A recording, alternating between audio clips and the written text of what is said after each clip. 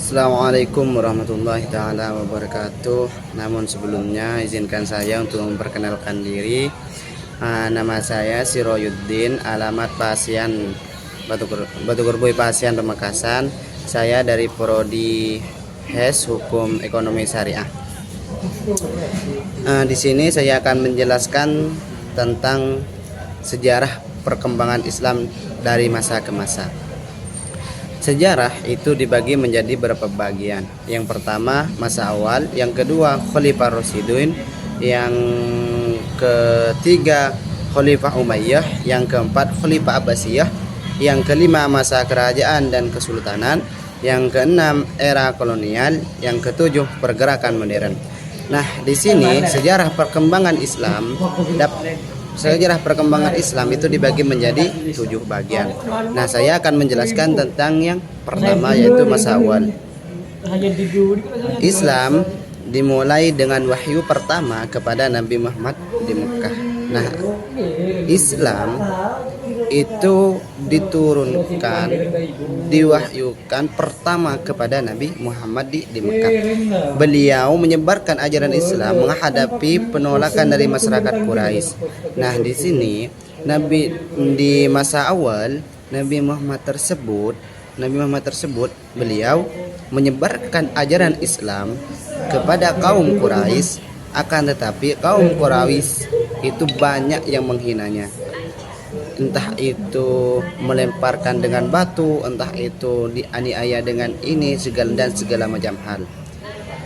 Dan yang kedua yaitu tentang sejarah yang kedua, yaitu Khalifah Rasyidun, yaitu tentang setelah wafatnya Muhammad, kekhalifahan diteruskan oleh 4 khalifah. Pertama Abu Bakar, Umar, Utsman, dan Ali. Nah, dan periode ini ditandai dengan ekspansi wilayah Islam ke luar Jazirah Arab. Dan yang ketiga, sejarah yang ketiga itu Khalifah Umayyah. Dinasti Umayyah memperluas kekuasaan Islam hingga ke Spanyol di barat dan India di timur. Nah, dinasti itu tugasnya untuk memperluas kekuasaan keagamaan Islam hingga sampai ke Spanyol dan ke India. Meskipun banyak kemajuan dalam budaya dan ilmu pengetahuan, tapi ada konflik internal yang menyebabkan ketidakpuasan. Khalifah yang keempat yaitu Kekhalifahan Abbasiyah. Kekhalifahan Abbasiyah dengan pusat di Baghdad. Ke periode ini dikenal sebagai zaman kemasa Islam. Ilmu pengetahuan, seni, dan budaya. Perkembangan pesat, namun pada akhir periode ini kekuasaan dimulai transfermentasi. Yang kelima yaitu masa kerajaan dan kesultanan. Setelah kejatuhan Baghdad, berbagi kerajaan dan kesultanan seperti Kesultanan Ottoman, Safawi, dan Mongol, dan juga menandai diversifikasi dalam praktik dan ajaran Islam.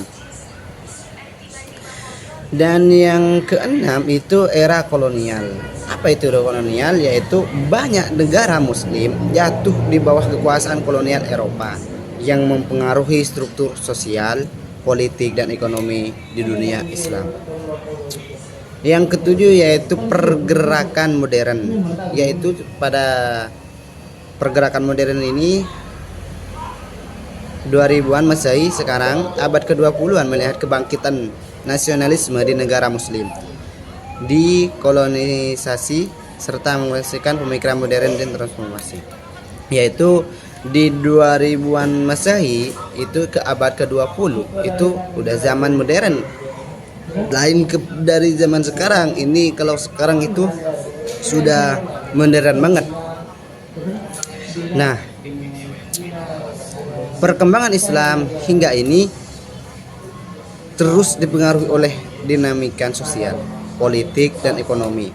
Nah, di sini banyak orang-orang politikus, ada orang-orang tikus berdasi itu sampai-sampai melanggar ajaran-ajaran Islam yang sudah tertera dalam Al-Quran ataupun sudah tertera di agama. Dan banyak bagi seorang politik dan ekonomi baik di tingkat lokal maupun global itu banyak yang melanggar peraturan agama Islam. Sedangkan kita sebagai umat Islam sebagai umat Islam itu harus patut wajib untuk mematuhi ajaran Islam. Ya mungkin itu dari penjelasan saya, kurang lebihnya mohon maaf. Apabila ada kesalahan itu murni dari saya, apabila ada kebenaran itu murni dari Allah Subhanahu wa taala.